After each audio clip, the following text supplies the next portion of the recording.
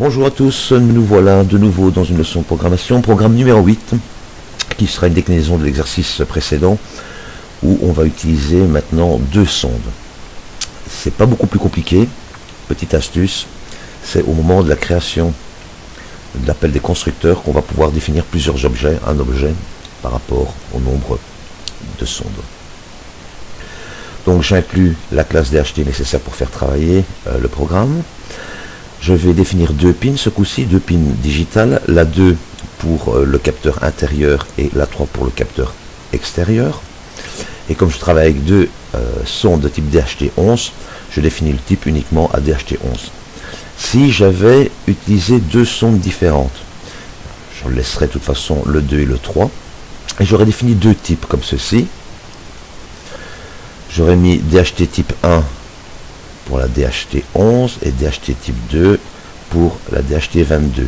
Et ici, pour la IN, j'aurais mis DHT type 1 et là j'aurais tapé DHT type 2.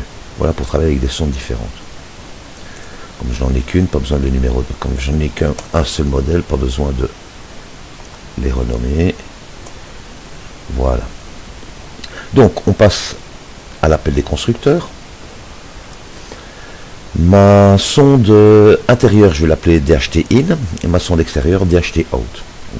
Je donne les pins in et out, 2 et 3 que nous avons vu ici plus haut, et le type qui sera tout le temps DHT11, donc la valeur de la variable DHT type sera égale à DHT11. Donc je travaille bien avec deux sondes identiques. Je vais avoir ce coup-ci besoin de 4 variables pour stocker les valeurs récupérées par mes sondes. Une pour l'humidité, une pour la température, multiplié par 2 vu que j'ai deux sondes, donc j'ai j'ai humidité in, H in, humidité out, H out, température in, T in, température out, T out. Périodicité, nous avons vu ce que c'était, et initialisation aussi. Je commence par mon setup, j'ouvre mon port comme à 9600 baud, j'écris démo exercice de sonde, je passe une ligne, et alors là, je demande de commencer à travailler avec les DHT. Donc DHT in, tu commences à travailler, DHT out, tu commences à travailler. On continue. Toujours mon fameux petit délai d'initialisation de 250 millisecondes. Voici, on retrouve les 4 fameuses variables précitées où j'y mets dedans des valeurs récupérées. Dans H in, ce qui vient de la sonde in DHT, je lis l'humidité.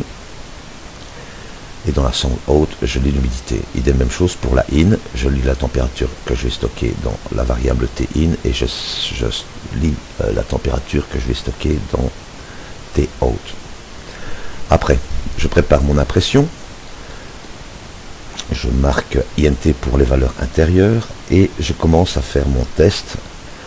De nouveau, ici dans le numérique H in et T in. Donc si la sonde in ne répond pas, la condition est vraie, je rentre ici et j'imprime erreur de lecture. Sinon, eh bien, je vais construire le string, la chaîne de caractères à afficher en passant les deux paramètres H in et T in.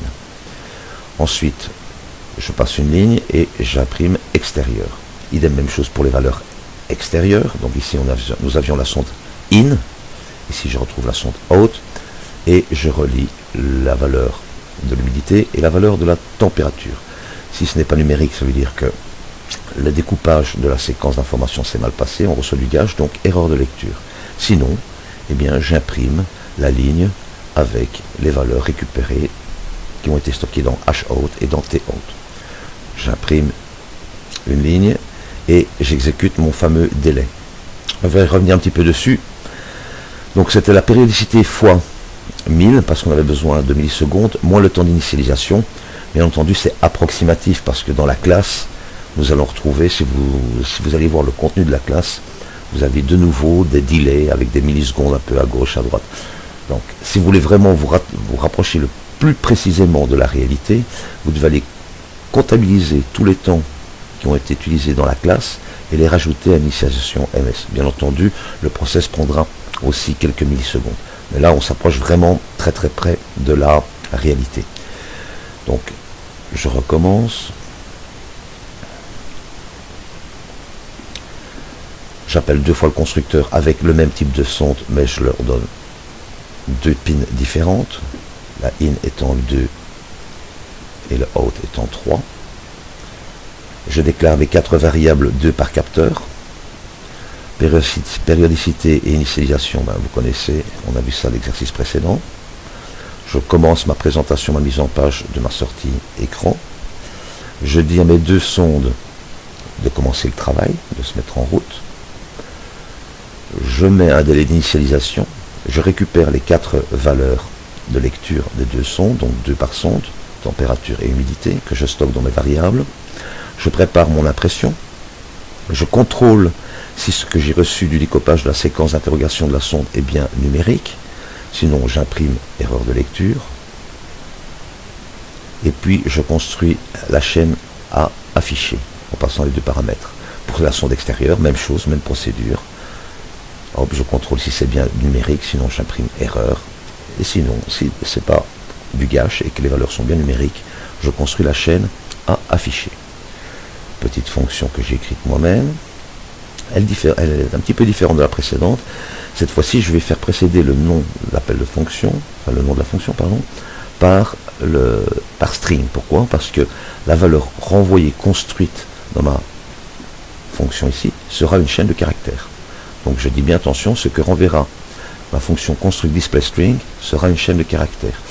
Et cette fonction demande 2 paramètres en entrée, une humidité et une température. Qu'est-ce que je fais dans le corps de ma fonction? J'initialise une chaîne de caractères que j'appellerai message, je la mets à 0, je la vide, donc il n'y a rien entre les deux doubles cotes. Et puis je dis que le message est égal au message plus la chaîne de caractères, parce que c'est entre guillemets HR, plus l'interprétation de la valeur numérique de HR, ce qui a été récupéré ici. Je rappelle, on passe toujours les paramètres dans l'ordre de leur appel. D'accord? Et ici on voit bien ce que je vous ai expliqué, la différence que je vous ai expliqué.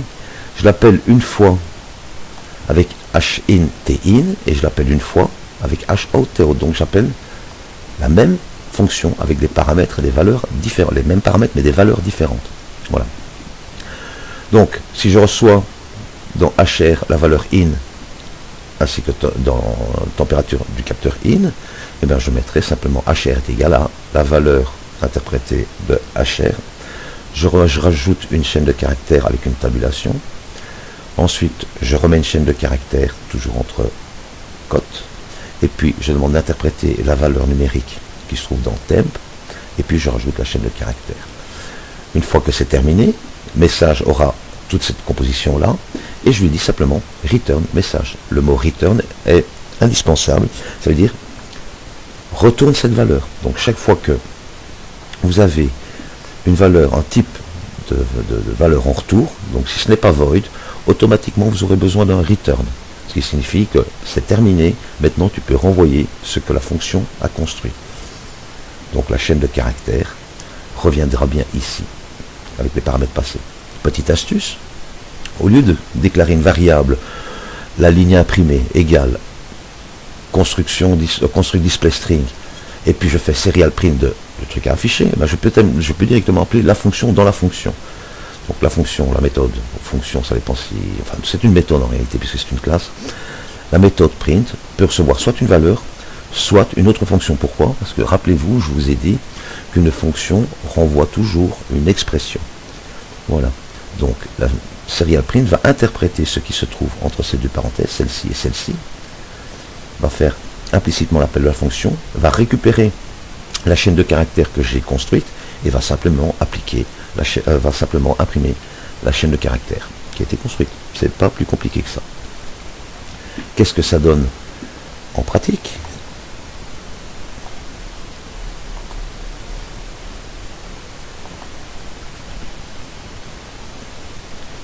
Je compile, je téléverse et je vais voir le résultat avec moniteur série. Et voilà le temps qui s'affiche, la température et l'humidité. 2 sondes. Je vais débrancher une première sonde, regardez bien, hop. C'était la sonde intérieure. Erreur de lecture. Je la remets. J'enlève l'autre. erreur de lecture sur l'extérieur. Voilà, et je la remets. Pour bien faire la différence entre les deux, je vais souffler sur une des deux.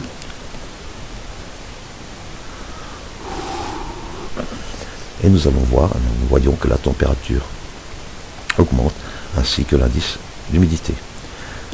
Voilà. Le principe est le même, que vous travaillez avec 1, 2, 3, 10, 20 sondes, autant de sondes que vous avez de pins digitales, ça ne pose absolument aucun problème. À vous de structurer la sortie sur l'écran, que ce soit lisible.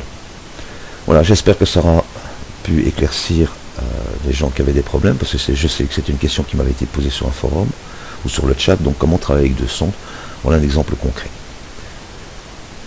Si vous avez des questions, comme d'habitude, n'hésitez pas à me contacter sur le chat ou sur le tweet où je parle du cours.